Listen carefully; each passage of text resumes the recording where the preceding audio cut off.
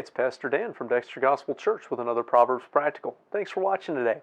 Our previous video observed that there are way more big talkers than there are faithful doers.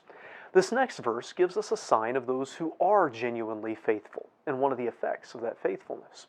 We're in Proverbs chapter 20, verse 7. Proverbs 20, verse 7 says, "The just man walketh in his integrity. His children are blessed after him." As we saw from that last verse, there are a lot of people who are quick to say that they are good people. But here is a mark of a genuinely righteous person. A just person is a righteous person.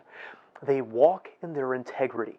That is, they have a consistent pattern, the walking, of doing what their moral principles guide them to do. Moral principles that are rooted ideally in God's character. Integrity carries the idea of strength through completion. The person in view here doesn't just have one or two good qualities or capabilities. Instead, they are mature in character and development, and they are consistent in doing what's right. Theirs is a strength that is not easily dissuaded, whether it be by pressure, persecution, or persuasion. They won't be moved from what they know and believe is right, even if it will benefit them to do so. They don't knowingly and willingly do things that are wrong.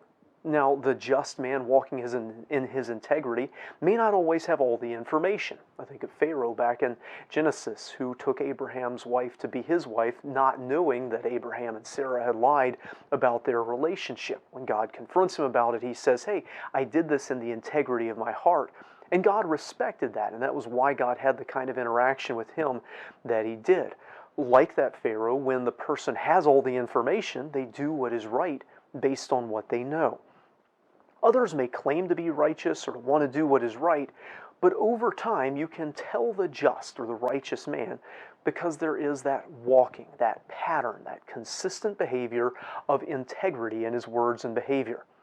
This kind of integrity requires apparent sacrifice. On the surface, it looks like it's not going to end up well for him.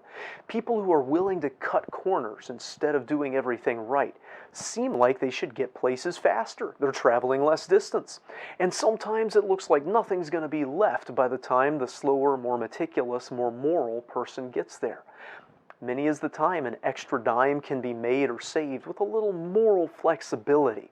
Many troubles seem like they could be avoided with a little deception. Many problems seem like they could be dealt with through a little manipulation or pressure. But the person with integrity knows that all of this gain is illusory. He believes that character and truth and honor are more important than money, victory, or success. And over the long run, this behavior always pays off. Character becomes reputation and becomes destiny.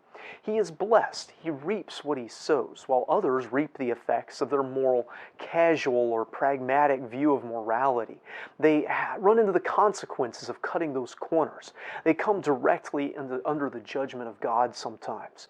And the blessings don't stop with the man of integrity himself. His family benefits directly from his integrity. Solomon, the writer of Proverbs here, has seen this in action himself.